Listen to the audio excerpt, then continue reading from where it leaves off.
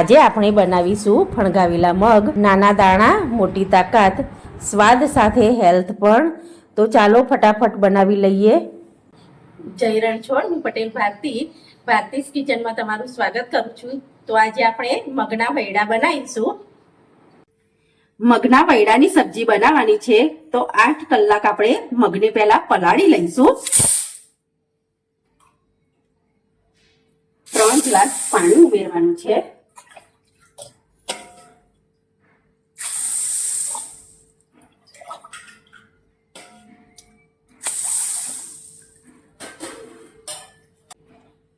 કલાક સુધી એને ઢાંકીને રવા દેવાનું છે. આપણે મગ પલાળી આપણે 8 કલાક થઈ ગયા છે. તો સરસ મગ પલળીને ફૂલી ગયા છે. તો આપણે કાણાવાળા વાસણમાં એને કાઢી લઈશું.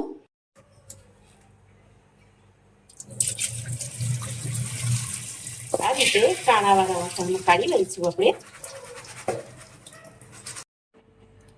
પાણીમાંથી કાઢ્યા પછી પણ એને 8 કલાક જેવું રવા દેવાના છે, એટલે સરસ રીતે એના ફણગા આવી જાય. વૈડાને આપણે 8 કલાક જેવું થઈ ગયું છે. તો સરસ એના ફણગા નીકળી ગયા છે. તો આપણે એને હવે બનાવી લઈશું. વૈડા માટે આપણે અડધી ચમચી હળદર લીધી છે, 1 ચમચી ધાણા જીરું લીધું છે, 1 ચમચી ગરમ મસાલો લીધો છે, લાલ મરચું પાવડર 2 ચમચી લીધું છે, મોરું છે મરચું, આપણે સ્વાદ અનુસાર મીઠું લેવાનું છે, ક્રશ કરેલા ટામેટા આપણે લેવાના છે, 1 ચમચી જીરું લીધું છે વઘાર માટે, 1 ચમચી રાઈ લીધી છે અને 1 ચમચી આદુ લસણની પેસ્ટ લીધી છે. 2 ડુંગળી આપણે ઝીણી ઝીણી સમારી લીધી છે. વૈડાને આપણે લાંબો સમય સુધી ફ્રીઝરમાં સ્ટોર કરી શકાય છે, એટલે જોઈએ એ પ્રમાણે જ અત્યારે બનાવીશું. આપણે વધારાના વૈડા અત્યારે કાઢી લઈશું.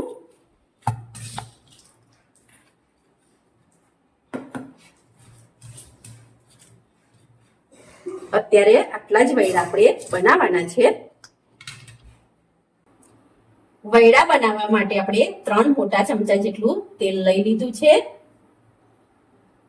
તેલ ગરમ થઈ ગયું છે તો આપણે જે રાઈ લીધી છે એડ કરી લઈશું. જીરું, આદુ લસણની પેસ્ટ,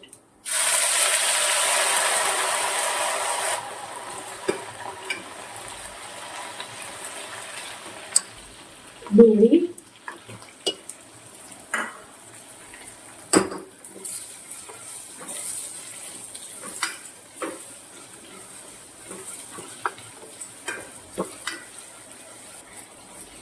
ડુંગળીનો ગોલ્ડન બ્રાઉન કલર થાય ત્યાં સુધી એને સાતળી લઈશું.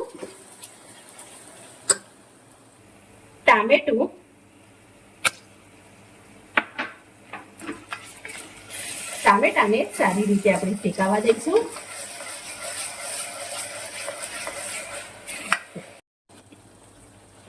ડુંગળી અને ટામેટા સરસ રીતે સાતળી લીધું છે તો એમાં આપણે મસાલો કરી લઈશું. હળદર,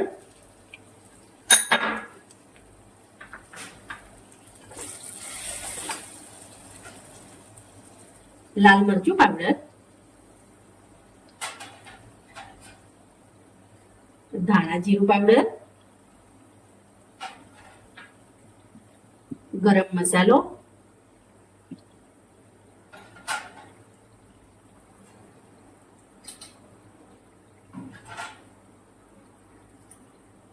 સ્વાદ અનુસાર મીઠું,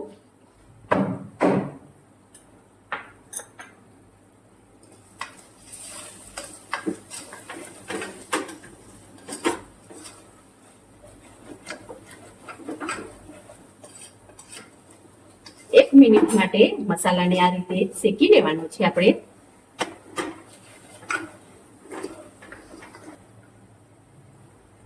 મસાલા સરસ રીતે શેકાઈ ગયા છે તો આપણે વૈડા એડ કરી લેવાના છે.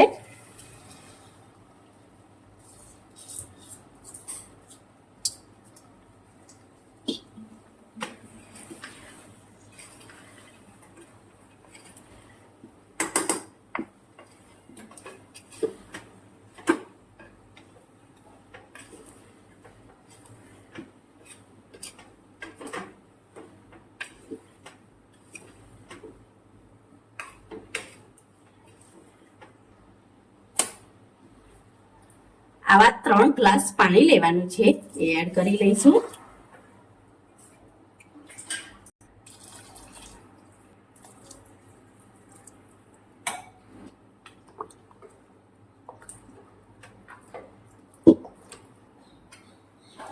કુકરને હવે બંધ કરી લેવાનું છે. કમ્પ્લીટ 4 વિસલ થવા દઈશું આપણે. વૈડા આપણા રેડી થઈ ગયા છે. સરસ છે એવા કમ્પ્લીટ ચડીને થઈ ગયા છે.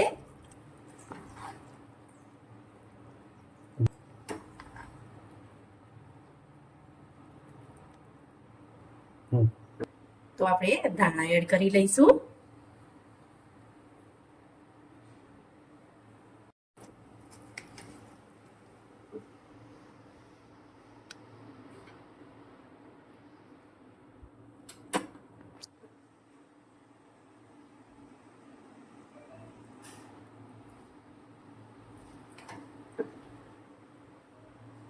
સર્વ કરી લઈશું આપણે. તો આપણા મગના વૈડા રેડી થઈ ગયા છે. તો જો તમને મારો વિડીયો ગમ્યો હોય તો મારા વિડીયોને લાઈક, શેર અને કમેન્ટ કરો અને મારી ચેનલને સબસ્ક્રાઇબ કરો.